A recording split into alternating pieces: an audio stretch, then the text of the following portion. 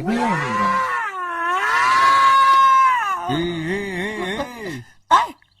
நீ ஏன் பொம்பளை மாதிரி அழுதுட்டு இருக்க? ஒண்ணு இல்லப்பா.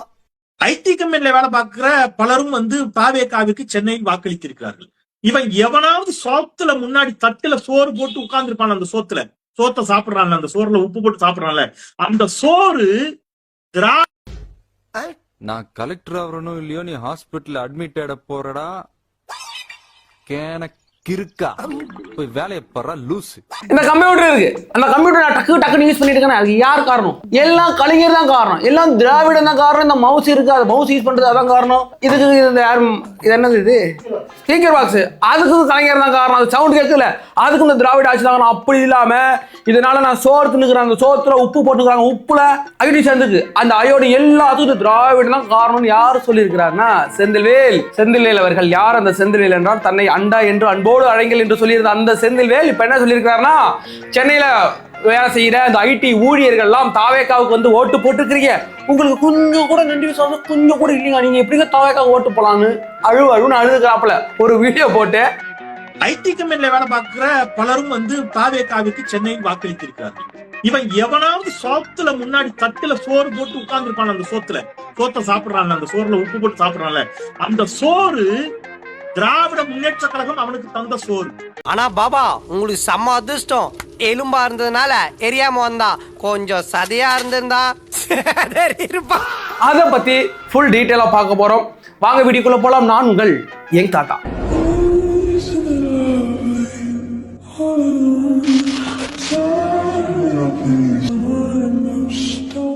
எங்களோட வீடியோக்களை பாருங்க, சேனலை சப்ஸ்கிரைப் பண்ணி வச்சுக்கிடுங்க, லைக் பண்ணுங்க, ஷேர் பண்ணுங்க, கமெண்ட் பண்ணுங்க.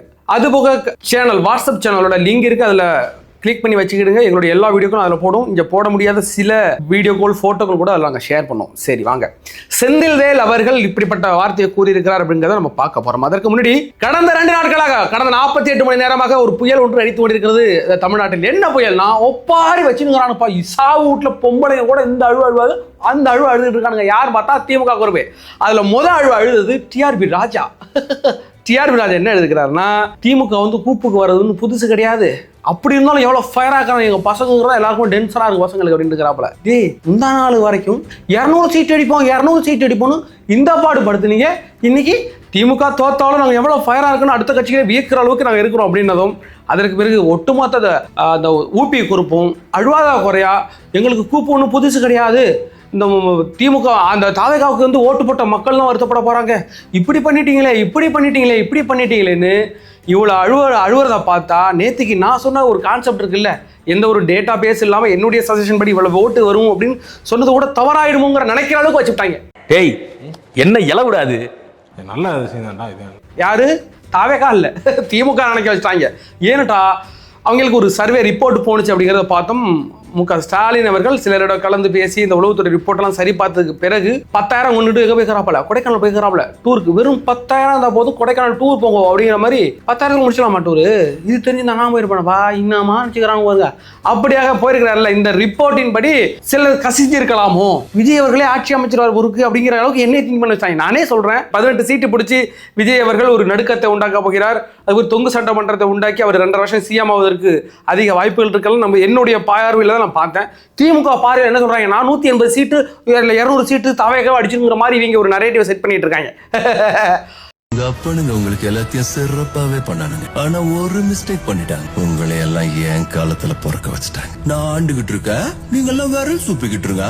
ரொம்ப என்ன பார்க்க போறோம்னா, இப்ப செந்தில்வேல் சொன்னார்ல, அதாவது ஐடி ஸ்டூடெண்ட்ஸ், ஐடியில் வேற ஒர்க் பண்ணுற நிறைய எம்ப்ளாயிஸ் சென்னையிலேருந்து தாவேகாவுக்கு ஓட்டு போட்டிருக்கீங்களே, அதுக்கு முன்னாடி ஒரு தட்டில் சோறு திங்கிங்கன்னா அந்த சோத்துல உப்பு போட்டு சாப்பிட்றீங்களே, அதுக்கு உங்களுக்கு கொஞ்ச நாள் நன்றி விசுவாசம் இருக்கா? இந்த திராவிடம் இல்லைன்னா, ஸ்டாலின் இல்லைன்னா, கலைஞர் இல்லைன்னா உங்களுக்கு அங்கே ஐடியில் வேலை கிடைச்சிருக்குமா அப்படின்னு கேட்குறாப்புல. என்ன சொல்கிறோம்னா, படிக்க வச்சதே நான் தான், உனக்கு வேலை வாங்கி கொடுத்தது நான் தான், ஐடி கம்பெனி உருவாக்குனது நான் தான் அப்படிங்கிறாப்புல. களத்திலையும் கம்மாவிலையும் உப்பளத்திலையும் செங்கல் சூளையிலையும் கஷ்டப்பட்டு படித்த என் அப்பனே இந்த வார்த்தையை சொன்னது கிடையாது, உன்னை படிக்க வச்சது நான் தாண்டன்னு.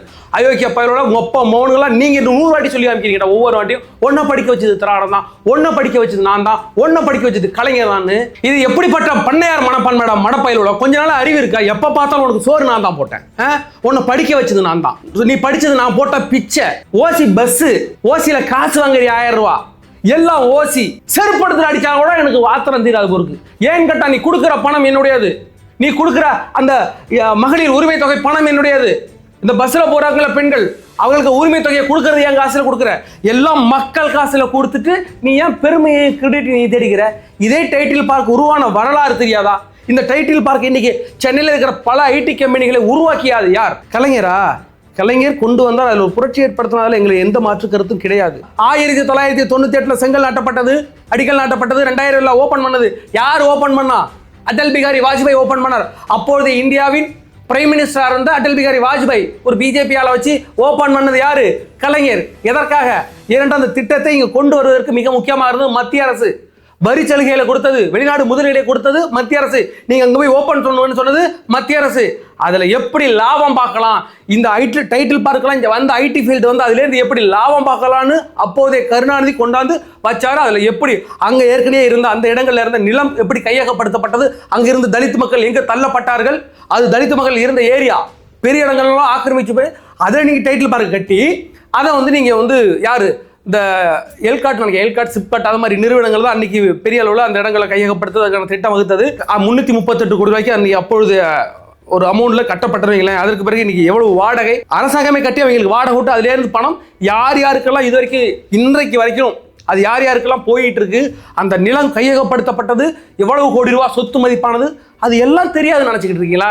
செந்தில் மாதிரி ஆட்கள் நீங்க பேச பேச பல மேட்ரு வெளில வரும். இன்னைக்கு இந்தியாவிலேயே அதிகப்படியாக இருக்கிறது பெங்களூரு, ஹைதராபாத், தமிழ்நாட்டை விட அதிகமாக அங்கே இருக்கிறாங்க. தமிழ்நாட்டில் இருந்து நீங்க படிச்சுட்டு அங்கே போய் வேலை பார்க்குறோன்னா இந்த இடத்துல சூழ்நிலைகள் சரியா இல்லைங்கிற இடத்துல ஏற்கனவே இப்போ அனந்தா பெங்களூர் நினைக்கிறேன், அனந்தாங்கிற ஒரு ஏரியாவில் கூகுளோட நிறுவனமான தலைமை ஏஐ நிறுவனமாக வர வேண்டியது சென்னையில் வர வேண்டியது, அது ஏன் அங்கே போனுச்சு? நம்ம பக்கத்து மாநிலத்துக்கு ஏன் விட்டு கொடுத்தோம்? விட்டு கொடுக்கப்படலை. இங்கே சூழ்நிலைகள் சரியில்லை என்ற ஒவ்வொரு நிறுவனமும் ஆரம்பிக்கிறதுக்கும் பல்லாயிரம் கோடி ரூபாய் இங்கே வந்து கமிஷன் கட்ட வேண்டியதாக இருக்கு இவர்களிடம். அதற்காக அங்கே போனுச்சு. இன்னைக்கு முதலிடத்தில் இருக்கிற பெங்களூர், ஹைதராபாத்தோ, அதுக்கு முன்னாடி நம்ம புனேவில் நொய்டாவில் ஒரு ஏரியா இருக்கு. இவர்கள்லாம் யார் அங்கெல்லாம் கலைஞர் இருந்தாரா? நாங்கள் படிச்சதுக்கு திராவிடம், அங்க உள்ளலாம் படிக்கலையா? இந்தியாவிலேயே அதிகம் படித்த நபர்கள் கேரளாவில் இருக்கான். அங்கே எந்த பெரியார் இருந்தாரு? பெரியாரின் கொள்கைகளை நாங்கள் ஏற்றிருக்கிறோம். அதுலேயும் குறிப்பாக அந்த கடவுளுக்கு எதிரான கொள்கையை நாங்கள் விட்டுட்டோம். அது வேண்டாம். எல்லா கொள்கைகளையும் ஒரு மனிதனை அப்படியே ஏற்றுக்க மாட்டோம் நாங்கள். அதுலேயும் அவர்கிட்ட எங்களுக்கு பிடிக்காத கொள்கையில தான் தள்ளிட்டு இது எங்களுக்கு சரியில்லைன்னு தலைவர் விஜய் அவர்கள் என்ன சொன்னார்னா, அவர் பெரியார் சொன்ன அந்த கடவுள் மறுப்பு கொள்கையை நாங்கள் ஏற்கவில்லை, மற்ற எல்லா கொள்கையும் நாங்கள் ஏற்றுக்கிறோன்னு எவ்வளோ ப்ரொஃபஷனலாக திங்க் பண்ணி நாங்கள் அந்த கொள்கையை ஏற்றுக்கிறோம். ஆனால் நாங்கள் படித்ததுக்கு பெரியார் தான் காரணம், நாங்கள் படித்ததுக்கு இந்த திராவிடம் காரணம், நாங்கள் படித்ததுக்கு கலைஞர் தான் காரணம், கலைஞர் இல்லைன்னா அது நடந்திருக்காது, நீ கோமணம் கட்டிட்டு போறியா அதுக்கும் பெரியார் தான் காரணம். இது என்ன மாதிரியான மைண்ட் செட் சொல்லி காமிக்கிறீங்களா? என் காசில் எங்களை படிக்க வச்சுட்டு நீங்க சொல்லி காமிக்கிறத எப்படி ஏற்றுக்கொள்ள முடியும்? இன்னைக்கு டைட்டில் பார்க் அமைஞ்சிருக்கிறதா? அதற்கு அதோட வருவாய் நீங்க கட்டுறீங்களா 338 கோடி ரூபாய், எவன் அப்பா விட்டு காசு, எங்க காசு, அதை கட்டுறது கவர்மெண்ட், அதுக்கான வருமானம் கவர்மெண்ட்டுக்கு வந்துகிட்டு இருக்கு. நான் ஒண்ணு சொல்றேன், தமிழ்நாட்டில் மட்டும் கிடையாது, பெங்களூர்ல மட்டும் கிடையாது, இந்தியா முழுக்க எல்லா இடங்களிலும் ஐடி பார்க்கள் தோண்டி இருக்கின்றன. அதுக்கு மிக முக்கிய காரணம் 1991 ராஜீவ்காந்தி அவர்களால் பொருளாதார தாராளமயமாக்கல் அப்படின்ற ஒரு திட்டத்தின் கீழே software technology park of India அப்படின்ற ஒரு திட்டத்தின் மூலம் இந்தியாவை நாங்கள் தாராளமயமாக்குறோம், உலக அளவில் கொண்டு போகணும்னு ஒரு திட்டம் கொண்டு வந்து அதன் மூலம் எல்லா இடங்களையும் கொண்டாங்க. அதில் வந்து தமிழ்நாடு, பெங்களூரு அந்த சிட்டிகள்லாம் பெரிய அளவில் ஆக்கிரமிச்சு கொண்டு வரப்பட்டது. அது அவருடைய சுயநலமும் இருந்துச்சுங்களேன். இதற்கு பிறகு எவனாவது வந்து இதுக்கு திராவிடம் காரணம், இதுக்கு முக கருணாநிதி காரணம், முக ஸ்டாலின் காரணம்னு எவனாச்சும் சொன்னா முதலமைச்சர் எங்க போனாலும் சொல்லியிருக்கிறாப்ல, வாட்டர்மெலன் சார் சொல்லிட்டு இருப்பாப்ல இப்படி அதே மாதிரி நம்மளால எங்க போனாலும் தாவேக்கவா காலி பண்ணிடுறாங்கறாப்ல, அதே மாதிரி போட்டு உங்களை காலி பண்ண வேண்டியதான். அந்த இதை மட்டும்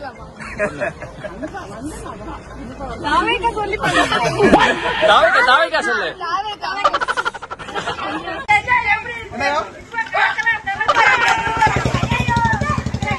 இன்னைக்கு இந்த செந்தில்வேல் மாதிரியான ஆட்கள் நிறைய பேரை பார்த்துக்கிட்டு இருக்கான். புரள்றாங்க, உருள்றாங்க, பத்திரிக்கையாளர்லாம் மாறி மாறி பேசுறாங்க, அன்னைக்கு ஒன்று பேசுறாங்க, இன்னைக்கு ஒன்று பேசுறாங்க.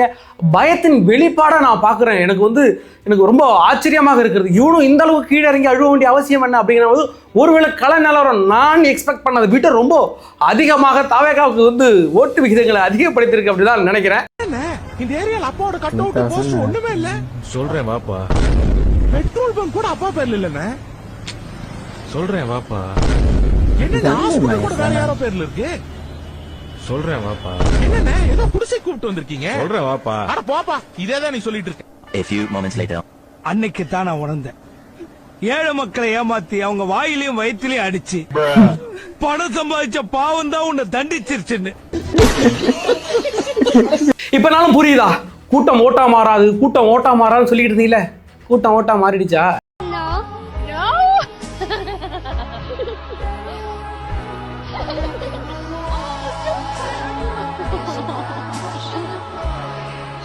உங்களுக்கு நல்லா தெரியுமாப்பா, எங்களை விட உங்களுக்கு ரொம்ப நல்லா தெரியுமாப்பா, அதனால நான் கேட்குறேன். கடந்த வீடியோவில் உங்களுடைய சஜஷன் நிறைய பேர் சொல்லியிருந்தீங்க, இல்லை நீங்கள் சொன்னதில் எனக்கு மாற்று கருத்து இருக்குன்னு. மாற்று கருத்து இருக்குன்னா இருக்கு, அவ்வளோதான். நான் சொன்னது எந்த ஒரு டேட்டா பேஸும் அனாலிசிஸ் பண்ணல.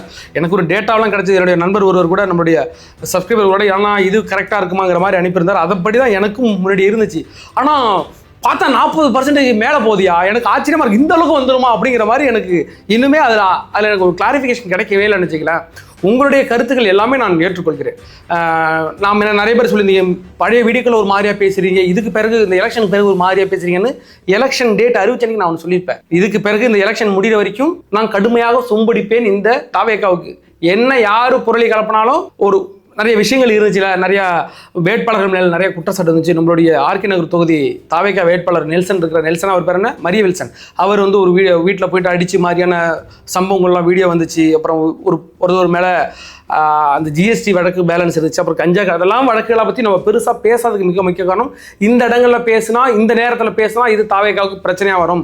அதுபோக நான் எல்லா இடங்களிலும் உங்களை மோட்டிவேட் பண்ணுற அளவுக்கு மட்டும்தான் பார்த்துருந்தேன். ஏன்னா யாரும் எந்த இடத்துலையும் சோர்ந்து விடக்கூடாது. ஏன்னாட்டா அந்த நேரங்களில் தாவேக்கா தலைவர் விஜய் அவர்கள் மீது பழி சுமத்துறது அப்படிங்கும் போது என்னடா அப்படி நடக்குதுன்னு கொஞ்சம் நீங்கள் டவுன் ஆனாலும் நீங்கள் போய் ஒருவரை கன்வின்ஸ் பண்ணுற இடத்துலேருந்து டவுன் ஆகிடுவீங்க. சும்மா நான் ஒரு வீடியோ பேசிகிட்டு இருக்கேன், இல்லைங்க விஜய் வந்து ஒரு 18 தொகுதியாங்க ஜெயிப்பாருன்னு நான் இப்போ சொல்கிறேன்னே. இதே மேட்ரை என்னங்க எலெக்ஷனுக்கு முன்னாடி இதே வார்த்தை நான் சொல்லியிருந்தா உங்களுக்கு செம்ம டவுனாக இருக்கும். ஒருவேளை என்கிட்ட அவன் ஒன்று சொல்கிறான், விஜய் ஜெயிக்கவே முடியாதுன்னு ஒருத்தன் சொல்கிறான், டிவிக்கேல அவன் சொல்கிறான் அவன் 150 200 அடிக்கணும்னு சொல்கிறான் நம்ம பாட்களை, ஒருத்தன் 18 சொன்னால் உங்களுக்குள்ளே ஒரு கன்ஃபியூஷன் ஆகி நீங்கள் அடுத்தவனை கன்வின்ஸ் பண்ணுவீங்களே. எங்கேயாச்சும் ஒரு ஃப்ரெண்டை பார்க்குறீங்கன்னா கன்வின்ஸ் பண்ணுற இடத்துலேருந்து நீங்கள் மிஸ் ஆகிடுவீங்க.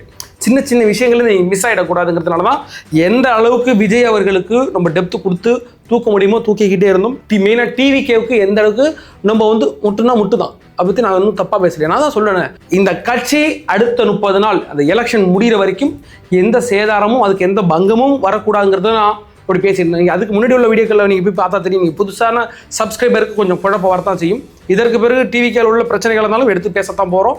விஜய் அவர்கள் மீது சில பிரச்சனைகள் இருந்தாலும் எடுத்து பேசத்தான் போகிறோம். ஆனால் விஜய் அவர்கள் இன்னைக்கு சாதிச்சிருக்கிறார்ல, 25 வயசு பவளவளா பாப்பாவை படாது பாடுபடுத்தி இன்னைக்கு அவர்களே உட்கார்ந்து அழுவுற அளவுக்கு எனக்கு தெரிஞ்சு திமுக அவர்கள் வாழ்நாளிலேயே இன்னைக்கு தான் அழுவுறதை நான் பார்க்குறேன். தோத்துக்கிட்டே இருக்கீடா. எவ்வளவு சரி போனாட்டி தோத்து போனவங்க கூட இந்த அழுவலை.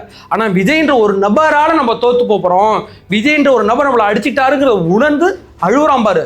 அந்த அழுவையை நான் ரசிக்கிறேன். ஆனந்தக்கன் இது எனக்கு வருது அவன் அழுவுறதை பார்த்து. அப்படியாக இதற்கு பிறகு வந்து நடுநிலையெல்லாம் கிடையாது. இதுக்கு பேர் நான் பண்ணுறதுக்கு பேர் நடுநிலையெல்லாம் கிடையாது. நான் ஒரு சார்பு உண்மை. நான் வந்து திமுக தப்பு பண்ணாலும் திட்டுவேன், அதிமுக தப்பு பண்ணாலும் திட்டுவேன், டிவிக்கு தப்பு பண்ணாலும் திட்டுவேன் அப்படிங்கிற ஆளு நான் கிடையாது. நான் ஒரு சார்பு பெற்ற ஆளு.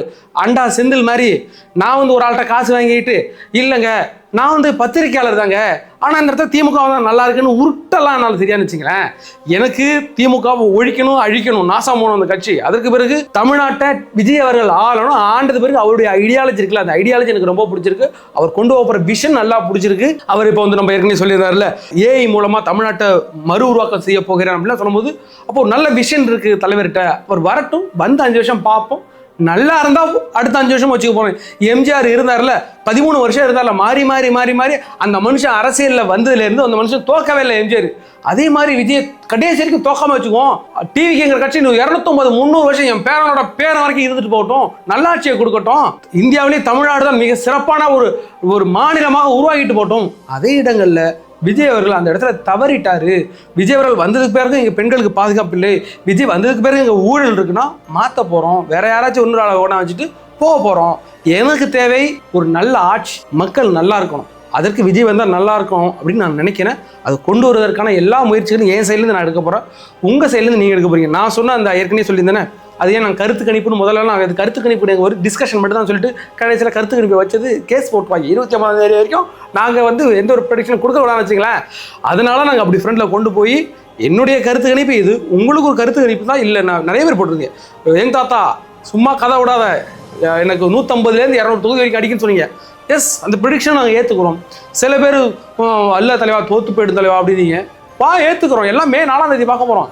இது நம்ம என்னுடைய சப்ஸ்கிரைபருக்கும் எனக்குமான ஒரு கான்வர்சேஷன். உங்களுடைய கருத்துக்கள் இந்த வீடியோக்குள்ளேயும் இல்லை அப்படி இப்படின்னா சொல்லுங்கள். சரி, வேற ஒரு வீடியோவில் சந்திக்க வர உங்களிடம் இந்த விடை வருவது நான் உங்கள் ஏங் தாத்தா.